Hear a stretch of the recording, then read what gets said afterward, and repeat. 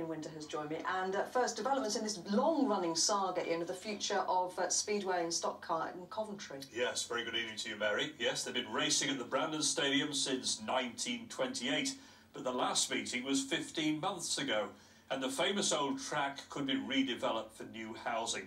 The site owners, Brandon Estates, want planning permission from Rugby Borough Council, but that's being opposed by those who want to save Coventry Speedway, and tomorrow is the deadline for them to make their case.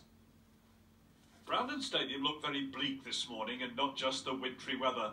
With apologies to Charles Dickens, if this is the ghost of Brandon present, then compare it with this, the ghost of Brandon past, when the Coventry Bees Speedway team was in full flow, and this, the ghost of Brandon future, an artist's impression of 137 new homes on the 26-acre site. It may be a developer's dream, but it's also a nightmare scenario for those who've supported Speedway and stock cars all their lives. Nigel Harry and John Worley have volunteered their business expertise to help Jeff Davis in the campaign to save Coventry Speedway. It's heartbreaking to see the state of the place. It's a tragedy just talking to fans, colleagues, friends, family, that they've lost a big part of their lives. Well, as a family, we're prepared to put some money in to help it get it back up and racing by replacing the fencing and the air fence and the crash barriers to get the track up and racing. As you can see, today, access to the Brandon Stadium site looks pretty secure, but that's not always been the case. Since the last stock car meeting here 15 months ago, there's been considerable damage inside caused by fire and vandalism.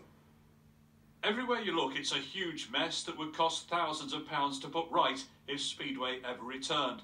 In a statement today, Brandon Estates said following the most recent break-in, they'd reviewed and enhanced security measures on site and will continue to do everything in its power to prevent trespassing, damage and antisocial behaviour.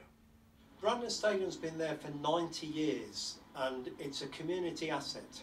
There's generations of families have gone there, and we believe it should be returned to its long-established use as a motorsport stadium.